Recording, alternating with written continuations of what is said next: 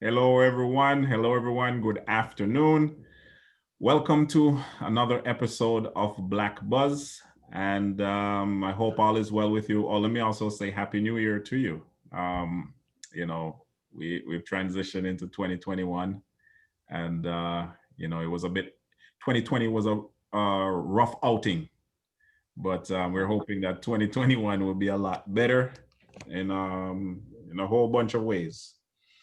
So, of course, you have the team back again. Myself, KP.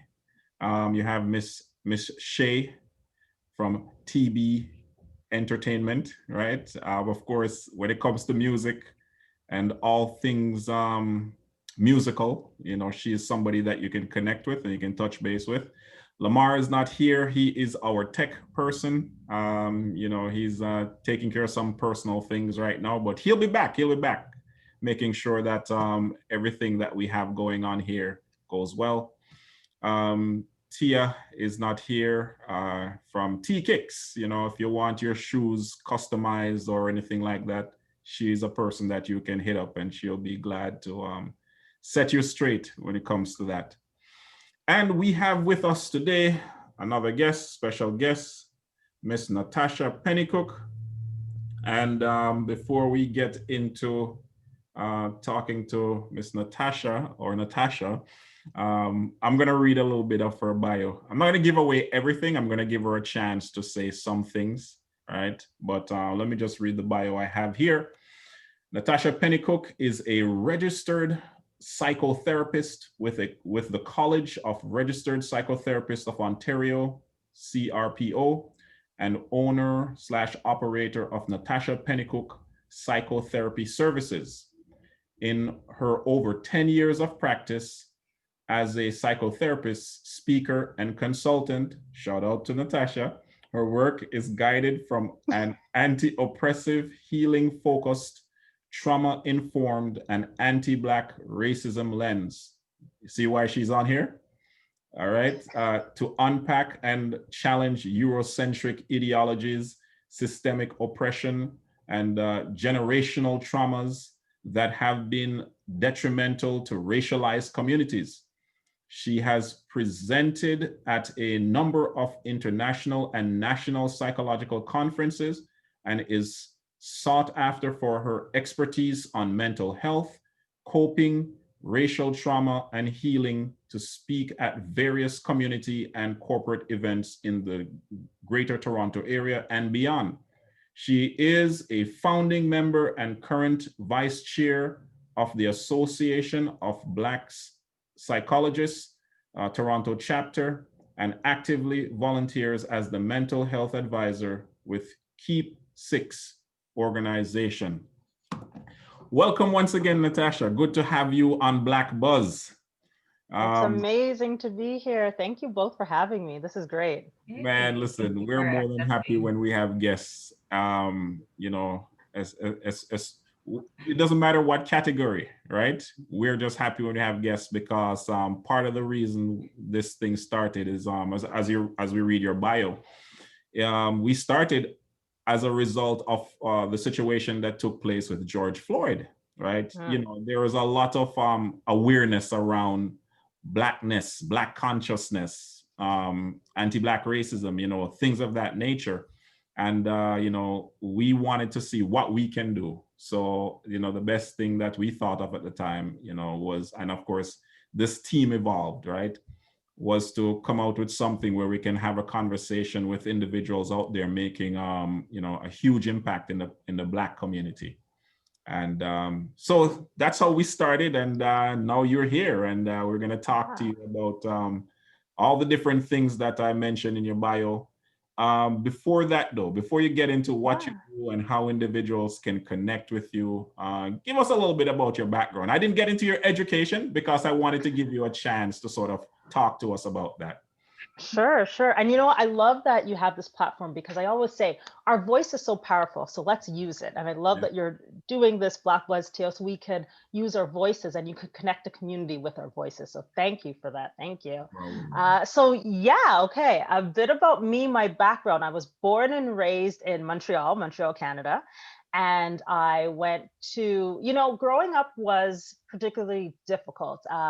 Difficult at home, difficult at school. At home, I was going through a lot of things in my family life. My father was an alcoholic.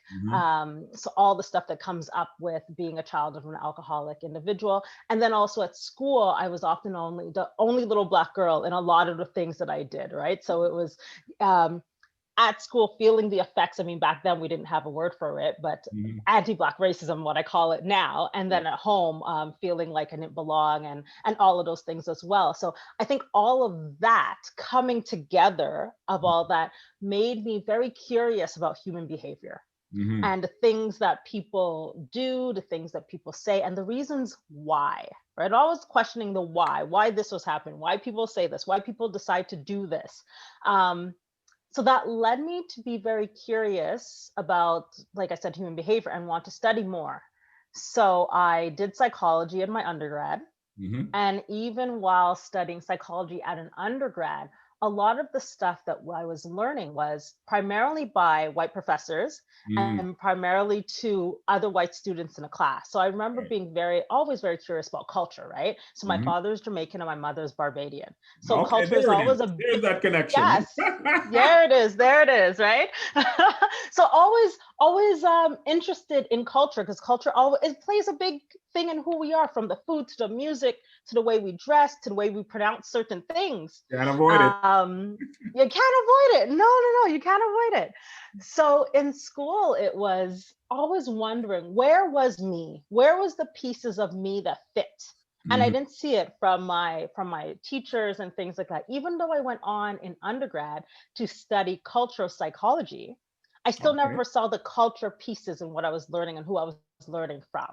So that led me to want to continue my education in psychology, but to essentially leave Canada to do it. Okay. So what I ended up doing, I ended up going to UE, so the University of West Indies, CaveHill campus in Barbados, and went and did counseling psychology. Now, the interesting thing is, especially being Canadian, being Caribbean Canadian, Mm-hmm. we always, and I definitely, let me know if you guys feel this as well, we always talk about back home, going Mm-hmm. home, and things like that, right? So for me, going to Barbados felt like, well, my mother's Barbadian, so I'm going home. Yeah, yeah.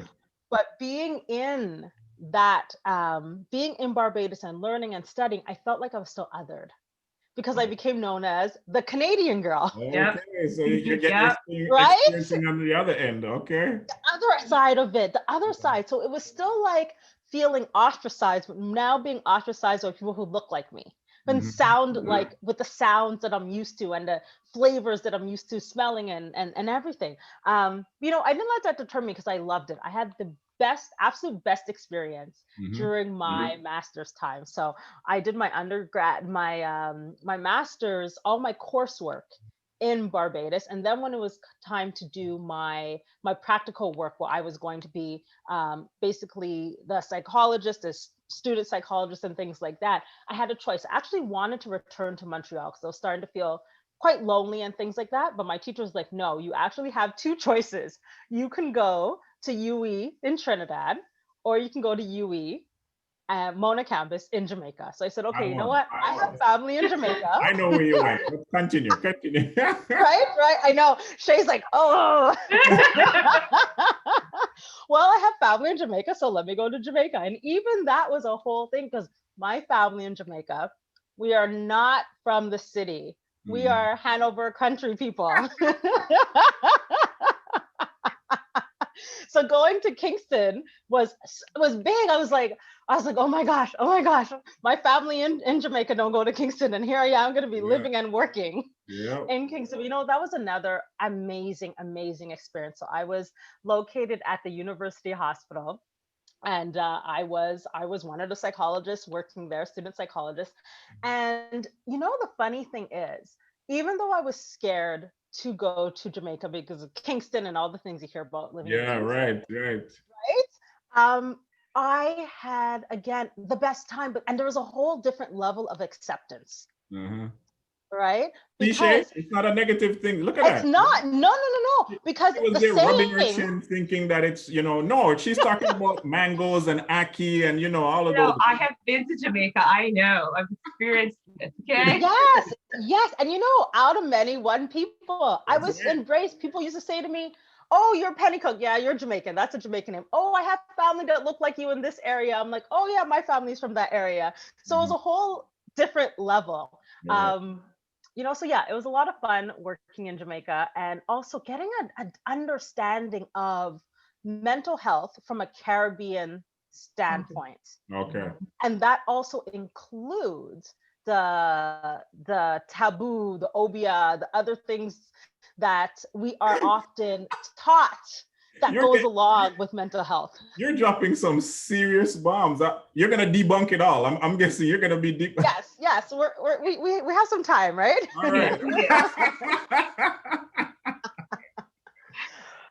And it's important for me to say all that because coming back to Montreal and then eventually deciding to move to the Toronto area, all of this I feel has been so important to the work that I do now, because working very much from an anti-Black racism standpoint, working with the majority of Afro-Caribbean peoples, there was this understanding that, mental health is something that has a lot of stigma and a lot of taboo around, but people are starting to understand a bit more. The thing is, in order to meet people where they are, especially for a mental health aspect, you need to understand the racial and cultural context of peoples. Because all of that race, culture, ethnicity, all impacts who we are, which impacts our mental health and our understanding of mental health.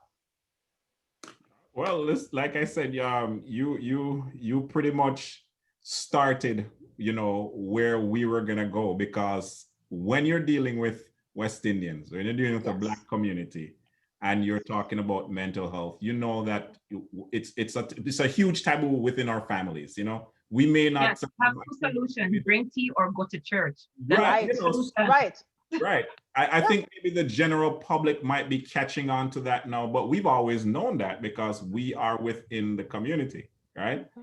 Right. So, okay, so help us to understand your world. I'm not going to claim to know, quite a bit, even though you are our guest, right? I want you to inform us, even we're interviewing you, inform us as well as the general audience in terms of some of these things, helping us to understand where we are. We are dealing it, we're operating in a racialized context, job, just general society, dealing with criminal justice system, talk to us now. Maybe you can even start from the part where, why is it a taboo?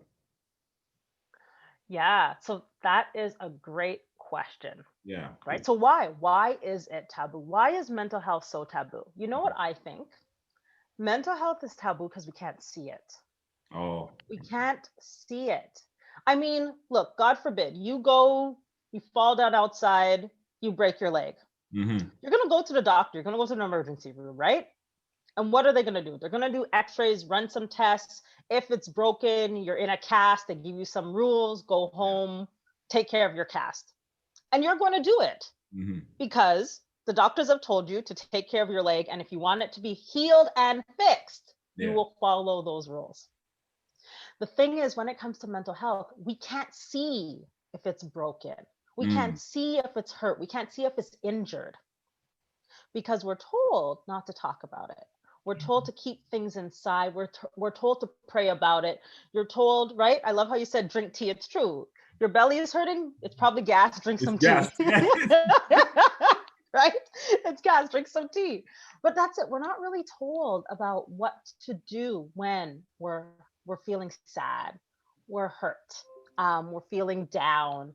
We're told, okay, you know what, go pray or suck it up or get over it. There's bigger things out there to worry about, right? A lot of times those feelings become minimized. They're not looked at. People don't, they're not validated. And then a lot of times what happens, it becomes stigma then to go and talk about it.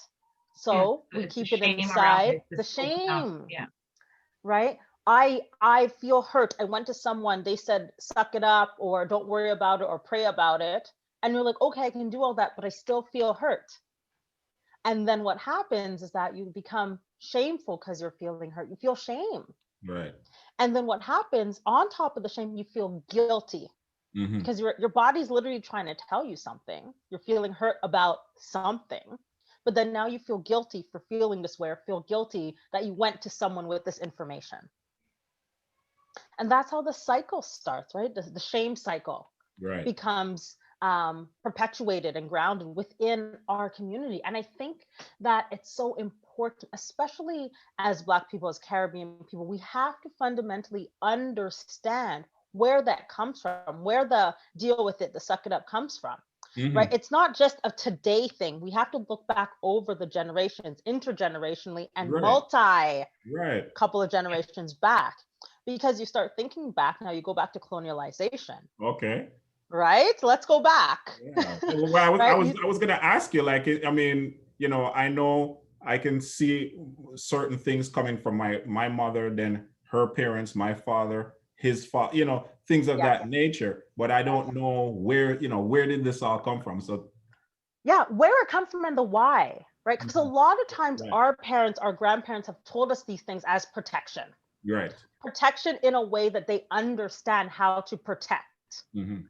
Right? But a lot of times our parents never told us why. Children weren't allowed to ask why. Children are seen and not heard. You don't ask why. You don't question. You just do. But the thing is, nowadays, as we grow up and become adults, we don't understand why we tend to do these things. And then you have our children's generation asking the why, and we're confused. We don't know what the why is. And then on top of it, it's like, well, why is this child asking me why in the first place? Right? But if we actually sit in that and go back the generation, so you speak about your grandparents and like grandparents, that's when you start going back to colonialization. And if you looked hurt, if you looked weak, right? I put weak in quotations purposely. But if you look hurt, if you look down, if you look sad, if it looks like something is wrong with you from a colonialization error, what happens? You end up being killed. Not taken care of, not given food, sold off because you're not going to work the land or be useful to the master. So it's wow.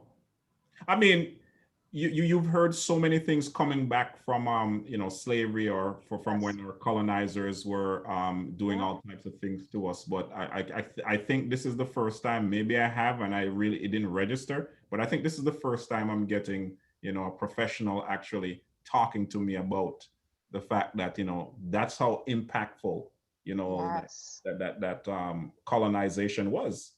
And it's playing so powerful. It's still playing itself out right now in our community. We have a famous song saying, "Emancipate yourself from mental slavery." A lot of people assume it's just physical bondage and, oh, well, I'm not going to work for this person because I don't. But there's so many things, because for me, I tell people this. I'm very open with therapy. I've been to psychology. I've done it. I enjoy it.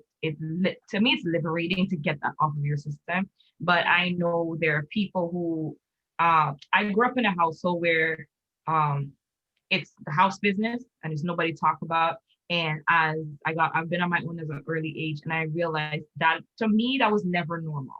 But I can never tell my mom that. To her, that's her normal. And I realized that as I got older and I look at my mom and see the things that she's still going through because of mental slavery. Mental slavery doesn't have to be like, oh, I was locked up in the house and I'm in the fields. It has to be with whatever your great grandparents have implanted in you throughout the generation. And I see her, and I know she's gonna see this and she might kill me, but I've always told her, you need to talk to somebody, you need to do something, because if you live with that, and it also explains a lot of the paranoia our parents had.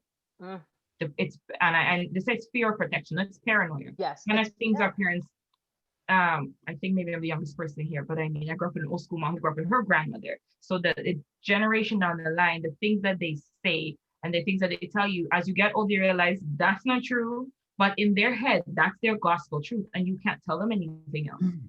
So as they come down the line, the restrictions and when you choose to break away from it, something's wrong with you. Everybody else is normal because we're stuck in this, but something's wrong with you because you choose to be the odd one out. Yes. Yes. Again, Yes. in mental slavery, they keep Yeah. emancipate yourself, but it's go ahead. It's interesting because with the mental slavery, it's the idea that our thoughts then enslave ourselves, right? And there's so much truth to that. And the fear protection, I love how you've said that fear protection, because that's exactly what it has been. Fear protection going down the lines. The only thing is you recognizing where you are now, today, at this moment, the protection doesn't look the same. Like the same things that maybe your mother or your grandparents or your great grandparents used as protection does not apply today. It may not apply today. And that's okay. Right? It's okay that it doesn't apply today. So it's starting to figure out what does apply for me, what does work for me, where I am today. And I think that's where a lot of us get trapped or stuck because we've been told over and over it has to be this way, this, fit into this cup, this way for my family, and tend to do that and wanting to do that so you can fit with your family, but then recognizing there's pieces of me that doesn't resonate with that anymore. Yep. In terms of because we're going back and then coming forward, as that mentality passed on through the years and through the descendants and all these different things, what are some of those negative things aside from the taboo? Don't look weak. What are some of the other things that plays out as well? That's one. And two, how does it play out amongst the sexes? So how do females deal with this as opposed to the males? And is one, or it's just general in terms of it's just pain and it's the same? So let me start with question 2, which will lead into question 1. Okay. Right. So in terms of the sexes, genders, whatever you want to call it. So with women, with Black women, I'll start with women. We often see the having to be strong and take care of everyone else. Okay. Right? She's like, yes, I've heard this before. I'm making notes, by the way, because Okay, I will be giving a little rundown on my Instagram about Miss Natasha. Okay, all right, okay, sounds good. Make sure to tag me. Make sure to tag me in that. Right, tag me in that. So yes, with women, we are told, especially Black women, we are told we have to be there and we have to take care of everyone else. Often what that means is you take care of everyone else. You go at the expense of yourself. Yep. You're not supposed to. You went on mute. You went on mute there. Oh. Okay, there we go. Yeah. All right. Right, we're told we're not supposed to be selfish and take care of yourself. You're supposed to give all that and give all that and give all that to other people. But what happens, and you see this time and time again with our aunts and our parents and our grandparents, where you give and give, whether you're working 3 jobs to take care of the family, the kids, the grandkids, the aunts, the nieces, nephews, you give of yourself. And then finally, when you get to the place of retirement, you have all these aches and ailments and sicknesses where you don't get to enjoy anything. And lots of cortisol on your hips. Right. Injections here, stress there, all of that. So part of the first question for women, it's that what we do, we take everything on and we just bury up our own stuff because we're told not to be selfish. So you bury your own stuff, whether it's your own hurt, your pain, your sadness, your physical ailments, right? We're told to bury it. And then in the burying of it, it's the idea that, oh, I'm doing this to protect, to be there, to provide for everyone else. But the thing is, you cannot take care of and provide for and be there for everyone else if you're not there to begin with. Right. So this idea, a lot of people are talking about self-care, self-love and things like that. But the idea around that is you need to take care of yourself, make sure you're well, physically, mentally, emotionally well, so you can be there for your children and grandchildren and so on and so forth. Right. And then on the flip side, when we talk about men are told, right, there's this idea of masculinity, so Black masculinity. There's this idea that it's okay to show anger. but it's not okay to show sadness. It's not okay to cry and all these other things, right? There's all these things, right? Man up, don't cry, don't be a sissy, all these things that historically that Black men have heard. So what happens is that you see the things like even the use of alcohol and drugs or fighting and things like that as a way to express the emotion in a way that society deems it's okay to.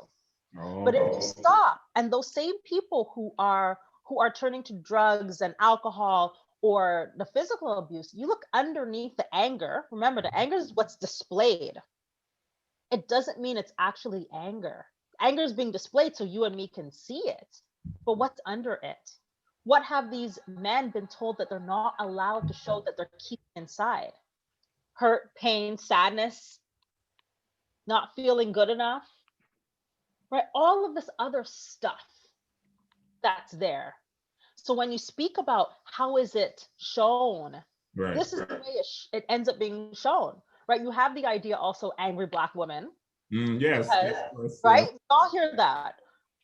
Part of the same thing. You're allowed to show anger. Yeah. Because Tyler Perry made a big name out of that. Right? Yes. Mad Black woman. Exactly. Yeah. But exactly. And you know what? That movie is the perfect example. Mm-hmm. She only got the recognition when she showed how angry she was. Mm. Right? Yeah. Oh, you watched that whole movie. Mm-hmm. And you see sad, hurt, not seen, not validated.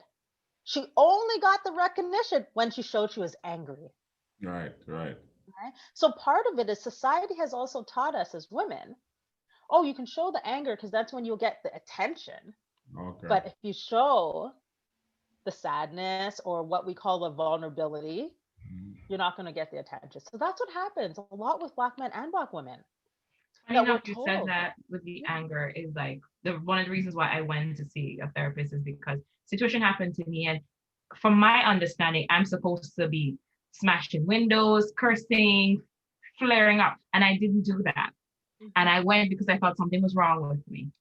Look at that. And that's what I said. I said to him, I think something's wrong with me because in what I've just been through, I'm supposed to be screaming, cussing, and the typical. Yes. But I didn't feel like I had to do that. Yeah. And I just went to him because I'm like, everybody's saying like, you didn't react, you didn't do this, you didn't do that. And I'm like, I don't see. So I thought something was generally wrong with me because I didn't have that reaction. And the fact that I didn't react the typical way, I thought I was wrong versus giving society what they wanted. Yes. And then when I went, he said, because you're not angry, you're just disappointed.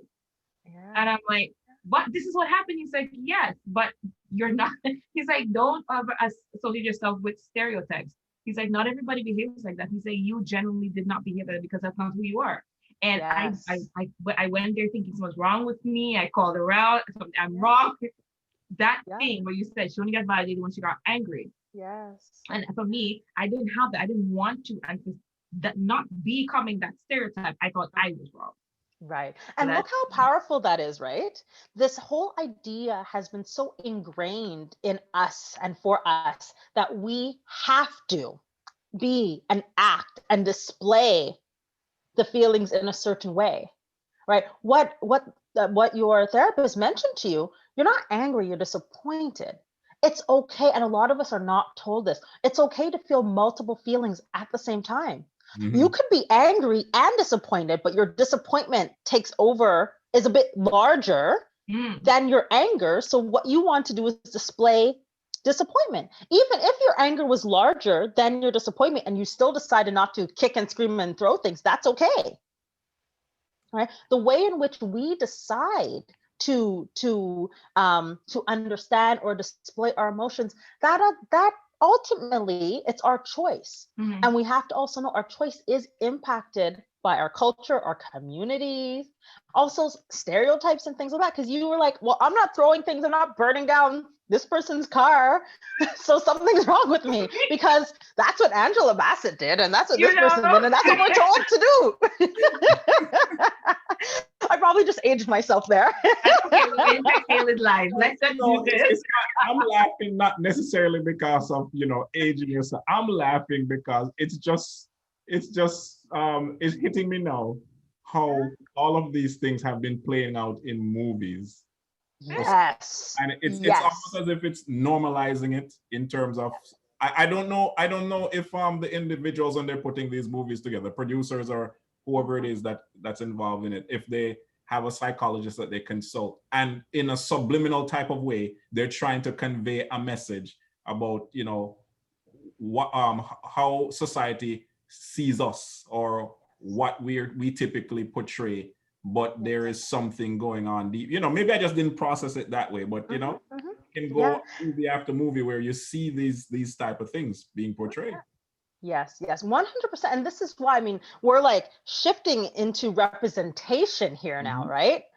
And this is exactly it. And that's why there's such a, what was it, like Oscar So White? There was all this stuff about the lack of representation. Right. Because if you start thinking about the higher up you go in terms of directors and producers and all of these individuals, how, if they don't have an understanding of the race and the culture and the ethnicity, what are they, or even the writers, right?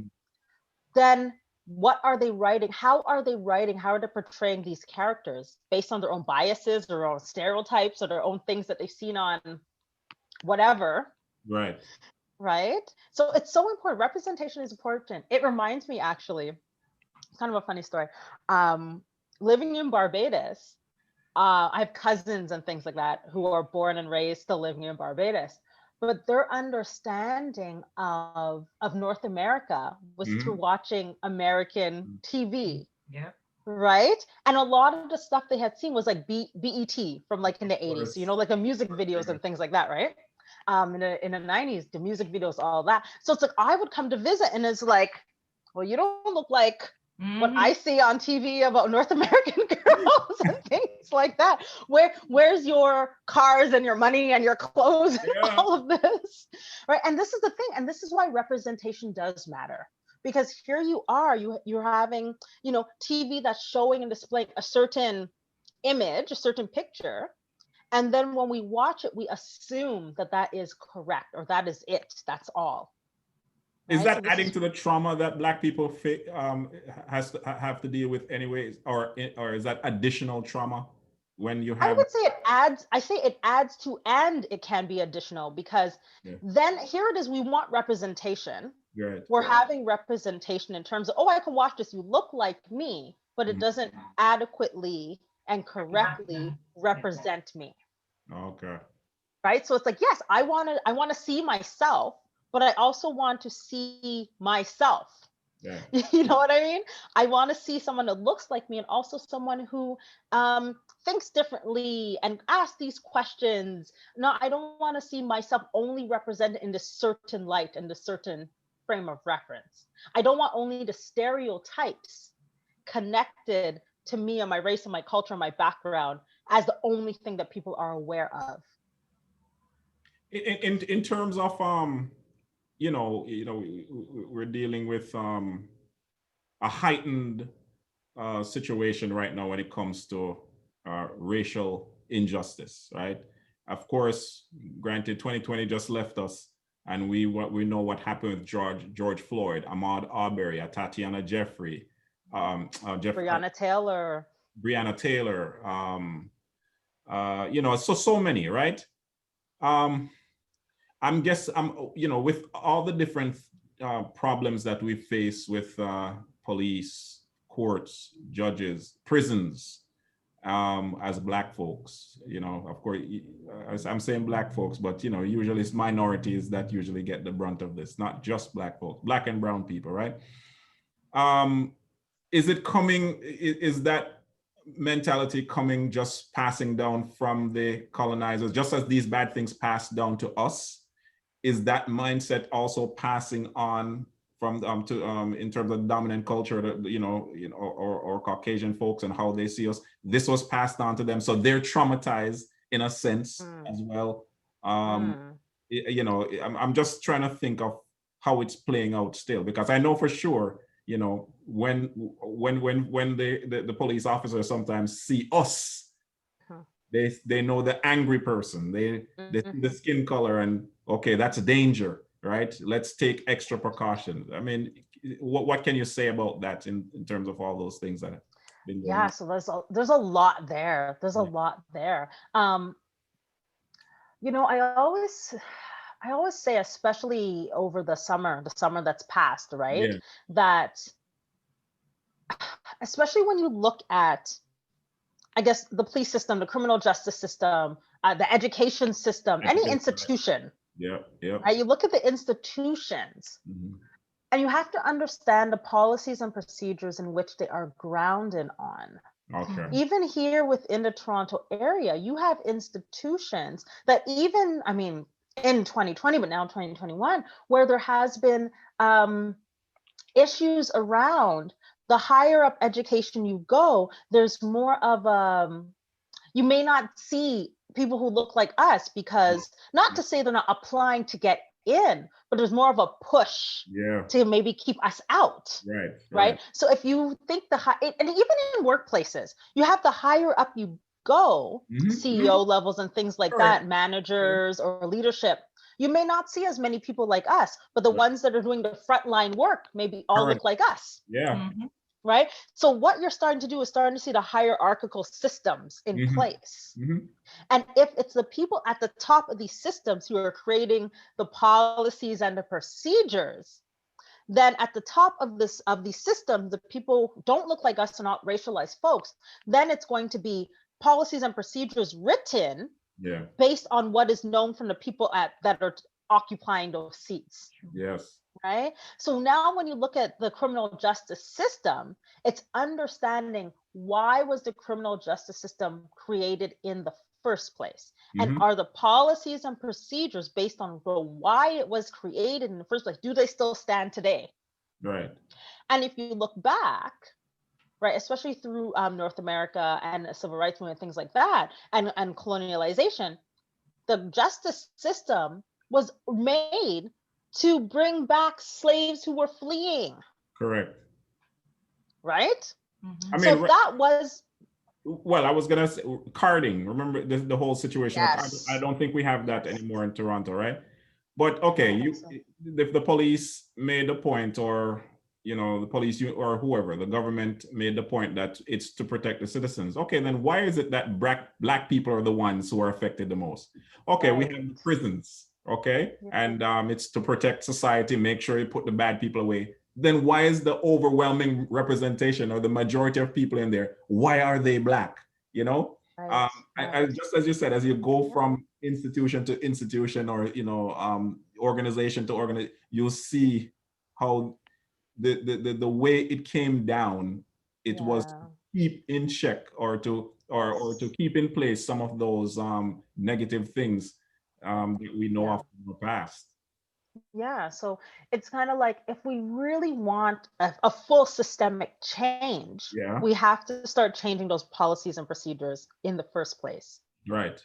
Right. And I know nowadays, especially with the advent of George Floyd's murder and everything else that has happened with the racial injustice over summer 2020, you've seen this push now, right, to include more diversity, inclusion, and equity, and all these catchwords and everything, which is great. It looks great. And that's why I say catchwords. Right? It's great. Good. Get them in there. But who's going to hold them accountable for systemic change? Exactly. I was afraid. That's it. And that's a good point, because now that things are somewhat subsided. Right. You know, Trump is leaving office, or you know, we have a new administration coming in, then we believe, okay, things are gonna get better. Maybe it will. But I think there's a lulling as far as the whole situation is concerned right now. And I don't know how much change we will see. But I guess it's there, we will see. But if we look at it from a historical standpoint, it's sort of, you know, it's still ominous. We're not too certain how this thing will play out. And that's why there's been all the protest. You're right. That is exactly why, because it's like, we've seen this. I remember, I have a memory of was it Rodney King? I think it was Rodney King. Mm-hmm. I remember being in Montreal. I remember my mom took my sister and I. My sister is 7 years younger, and I have a vivid memory of her being in a carriage. Mm-hmm. Right. So, and I remember like being at these protests and things like that, but then also remembering what has just happened, and they look exactly the same. Yes. And I say this because here I am. Maybe I was 10 or something like that, right? 10, and then in my late 30s, with everything that has just happened now, right? And I look exactly the same. So that's like 35 plus years. Right.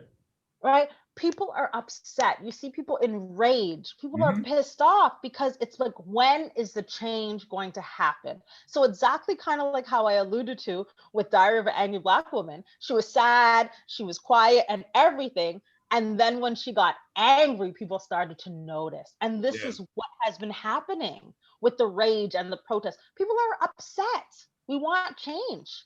Right. We want it now. And why is it taking so long for a change to actually happen? Do you think one of the stumbling blocks for change are the old school thinking meant Black people? Do you think one of the hardest, because for me, because once this whole thing came up, I started getting letters from different companies because I was Black, and I'm like, why are you apologizing to me? Like, one, why are you apologizing? Two, but then you hear Black people saying that, oh, well, yes, they're supposed to, they have to. But what are we, especially the ones with the old school paranoia, what are we doing to teach differences? What are we doing to come out of that stereotype to show? Because as you said, sometimes when it comes to the going up the ladder, many companies when I go in, because of my first name, they do not know I'm Black until I go in. And many times I go to work and I'm the only one there, the only chocolate drop in the midst of snow, which that is my statement. But I mean, I'm like, but. And funny enough, I worked in two places where they said, you don't behave like a typical Black. Oh, I've gotten that. So my question would be, are we going out there and working in these places and giving them the excuses that they have to continue their way of thinking? Or are we going out there to show them, hello, I'm just normal, like a regular Joe.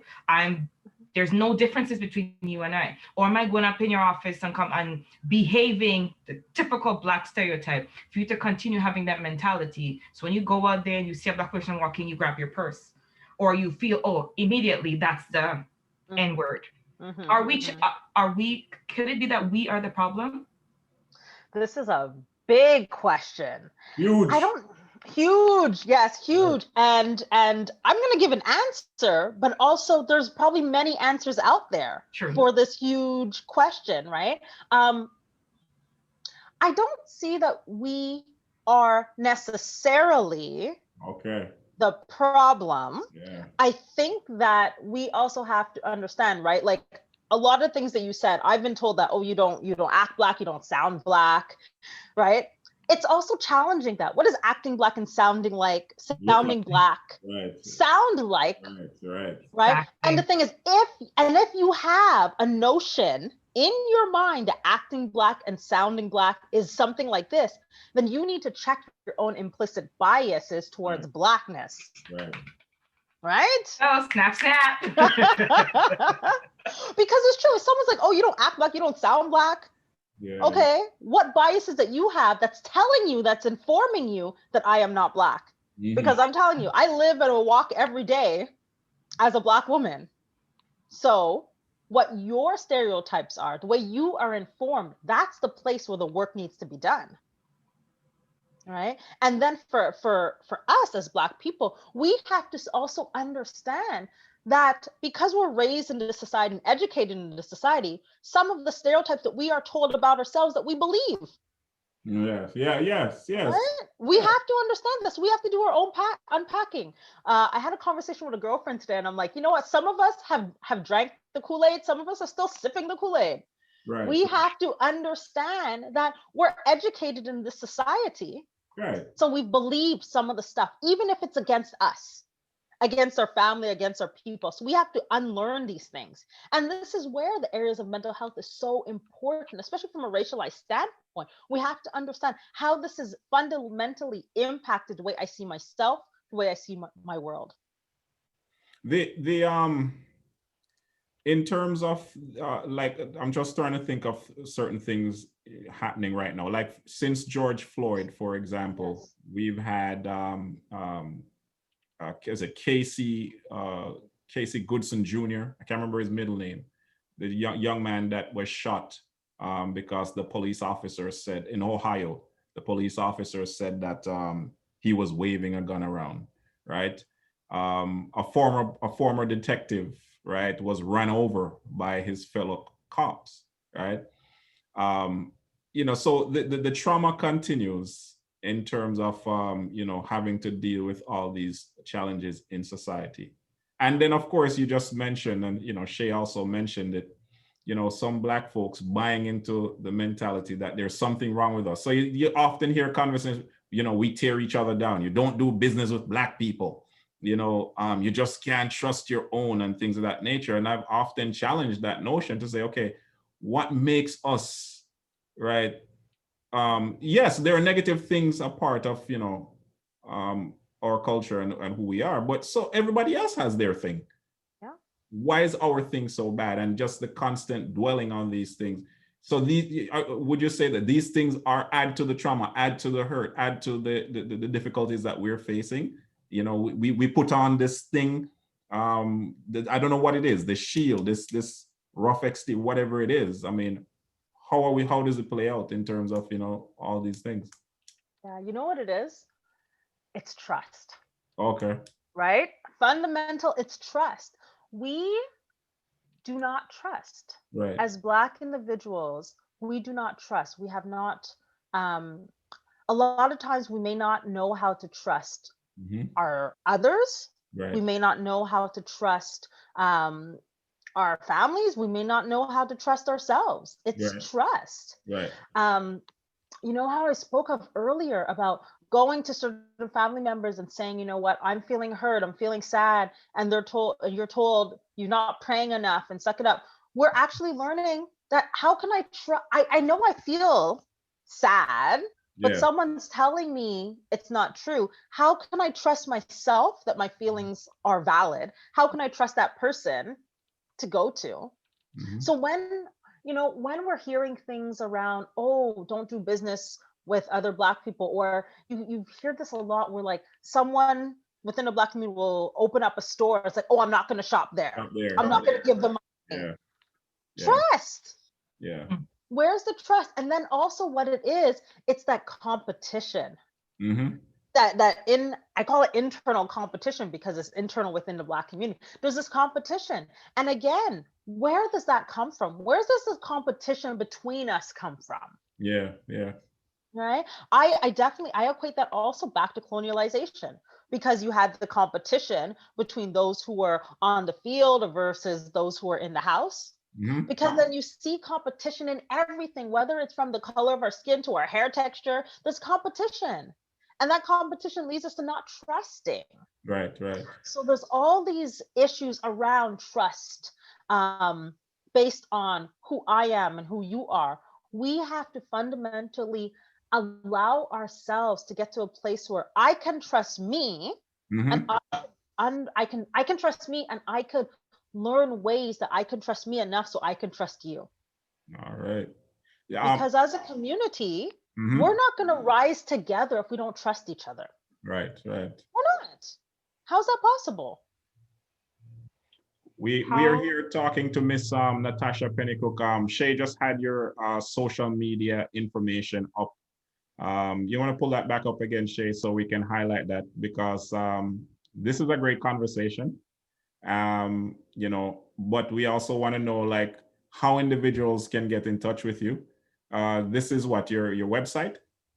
So this here, yes. So what you're looking at, this is my website landing page. Okay. It may look differently by the time this this podcast goes live. So, but this is how it looks right now. On here, you have a little bit about me. Okay. And some other information. If you're really looking to know more about me, to get a better feel about me, go to my social media, maybe my Instagram. I post maybe 2-3 times a week, let you in a little bit of what's going on. different things that I have coming up. So yeah, definitely you can follow me on Instagram, Natacha PennyCooke Therapy, that's there. Also on Facebook, Natacha PennyCooke Therapy, and LinkedIn. I'm also on LinkedIn at Natacha PennyCooke. So if you're definitely looking, you know, to get in touch with me at the moment, I don't know at this moment, I don't know if it's going to be the same case for when this goes live, but at this moment, for therapy, to work with me one-on-one individual psychotherapy, I have a waiting list right now that I've had to close. Because I want to be able to give my best to those that I work with. So right now my waiting list is closed, but I am offering workshops. I know a lot of different corporations have reached out for me to do different workplace workshops in terms of teaching on mental health or talking about workplace racism. I talk about workplace racism quite a lot too. So if you're looking to get in touch with me, definitely reach out, find me on my different social medias and reach out. Okay. Yeah, I was going to ask you about individual, but you're saying that is closed right now.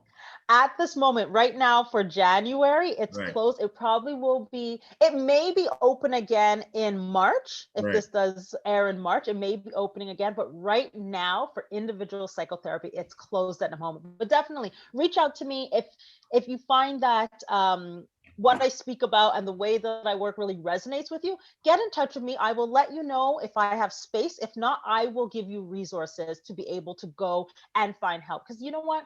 I always say, when someone reaches out for help, try to be able to help, especially for a mental health aspect, because within the Black community, we don't trust for someone to say, you know what, I'm reaching out, I need help. They've gotten to that place of, I need help now. Right? So if someone reaches out to me, even if I say, you know what, I don't have space to take you, but here's a resource, here's a community resource that's offering a mental health workshop. Here's another colleague that I work with that may have space in their roster. I'll give you at least one or two different ways to be able to go find help, because that's the only way that we're going to be able to work together and to rise together, is that if we help each other. Who are your hardest clients? Older, middle age, or younger? That's a great question. I think why you gotta do that? Yeah, that's a good one. That's a good one. It's true. I could tell you my mom would be a terrible client. I tell you that from now. I'd be much easier, so I know. I just have to ask, especially from a Caribbean perspective. Right. He just wants a tea for gas. That's it. That's what your mom. She's gonna kill me. It's okay. Yeah, you put her on spot, right? I think because I deal a lot with trauma and different emotional trauma, childhood traumas and things like that, the ones that are really hard are the ones that have experienced the deep trauma, deep emotional trauma. Though, so it may not be at age level, but it's the intensity of the things that have happened. Right? The intensity. So even if I'm working with someone in their late 20s, early 30s, but they've gone through like from young, from 4, 5, that their whole life has been trauma, whether it's physical abuse, sexual abuse, emotional abuse, constant, then that ends up being a hard person because there's a lot there. There's a lot of what I call the different layers, right? There's a lot of layers of stuff to unpack. Some of my older clients, I love working with them because they're going to tell me straight as it is. This is what I was told. This is what I believe.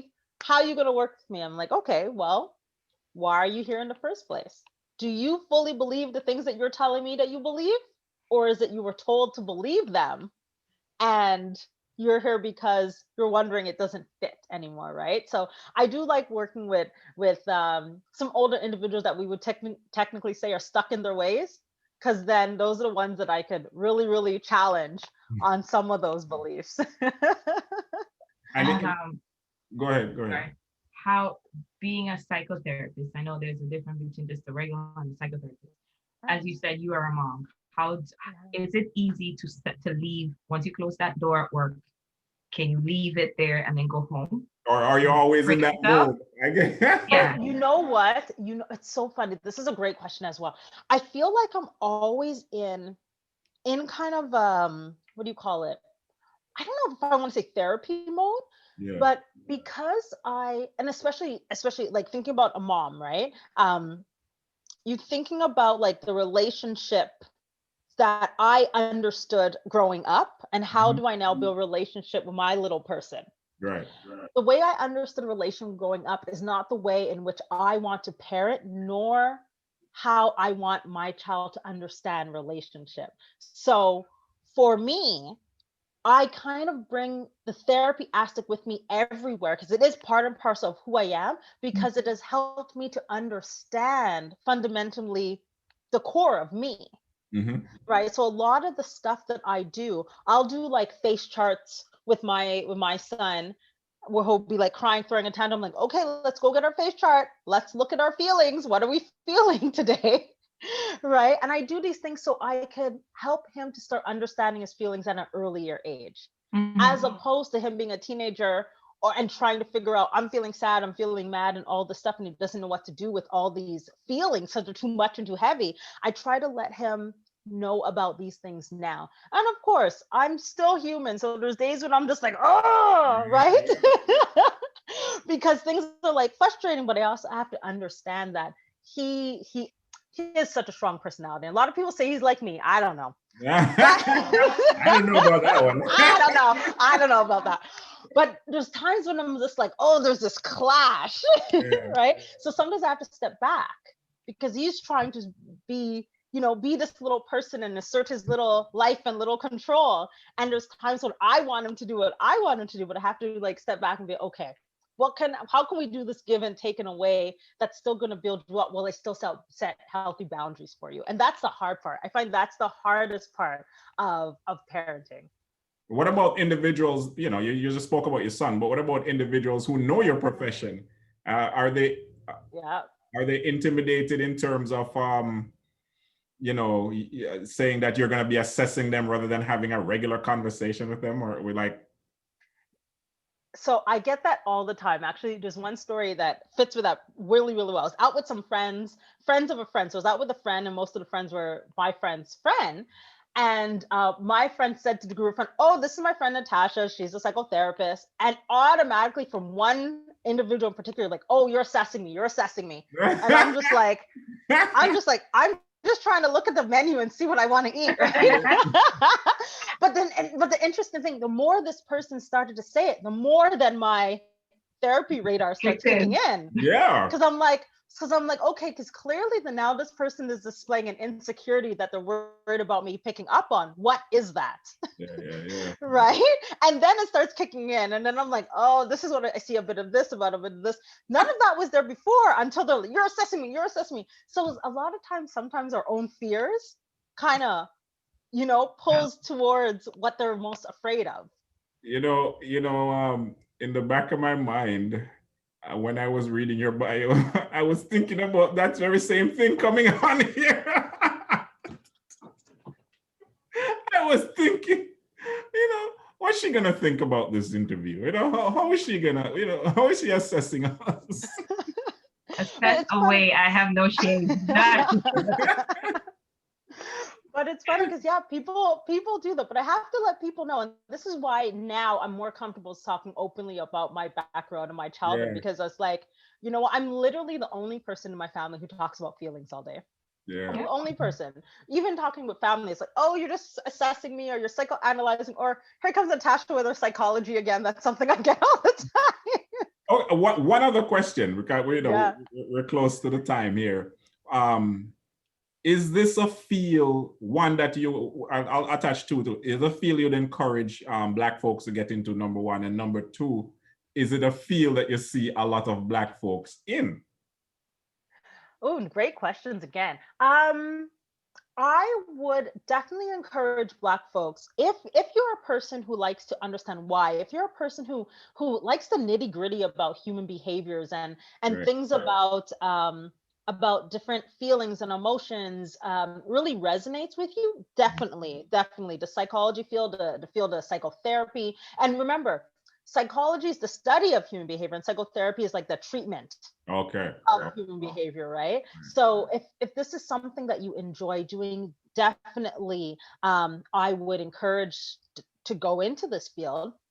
And it's interesting right now, I'm seeing, I think when I was learning, especially in undergrad, right, I mentioned I had no Black teachers. But the interesting thing now, being in this role, the other side, I am seeing a lot of different professionals, Black, different racialized people, but Black women and Black men who are either psychologists or psychotherapists or clinical social workers who are doing the therapy work, right? The treatment work. So I'm starting to see a lot of people doing that work now. So I would say now there are people doing this work. There are people that you can find, Black therapists. I think you have to also go looking, because what we're told and what we see out there, it's people that psychology is attached to a white face. Right? A lot of people, that resonates and that comes out more, but it's understanding that, I'm out there, there's people like me out there, there are Black women, Black men who are doing the psychotherapy work. They're out there. You might have to look a little bit. You might have to look a little bit, but we're here. I know tons of people, but I'm also in the field, right? So it's true what you say, associated to a white face, because and then also the image that TV gives you. So how does that make you feel? And you're in this dark couch in this dark room, and somebody wearing their glasses down here, and they have a notepad judging you. Yes, right. Like, I mean, I have my clipboard and I have my pens, and I'll be writing. So yeah, it's just honestly, I don't tell anybody. I took a leap of faith and did it 7 years ago. I have no regrets. None. I tell people, you need to get it out, and not all the time Caribbean therapy works. That's what I'm going to call it. Caribbean That's therapy. What you're gonna, the drinking tea and going to church. Pray to, and as I said, nothing's wrong with prayer.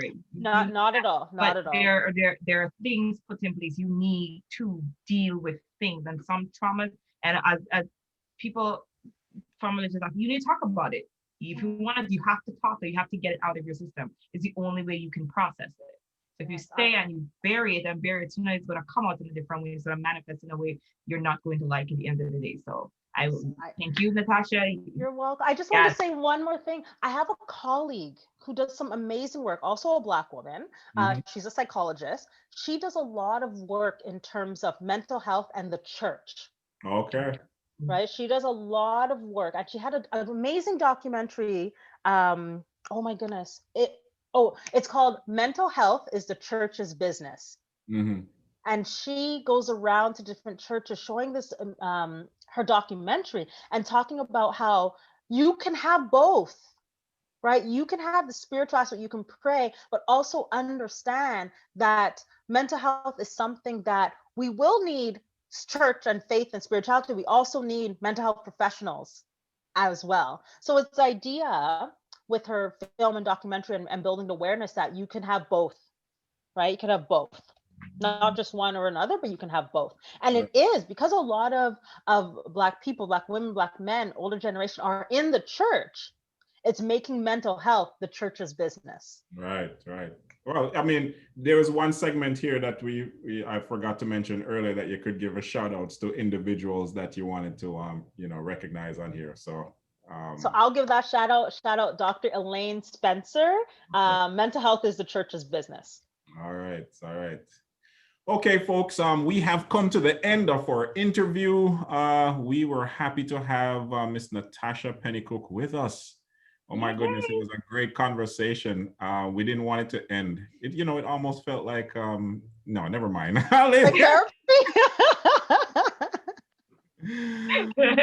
Thank you for coming. Thank you for being with us. We really enjoyed it. Thank you so much. Like I said, I'm gonna give my shout outs on Instagram for sure, right? Yes. And, make sure to hit her up. She's on Facebook, she's on LinkedIn, she's on Instagram, and we just displayed her website. My website, yep. And, NatachaPennyCooke.com. there we go. Strong Black woman in our community doing it in a big way. All right. So we thank you, Natasha, once again. And we look forward to having Thank you. Thank you both. Yes. Yes, this was a great conversation. Thank you so much.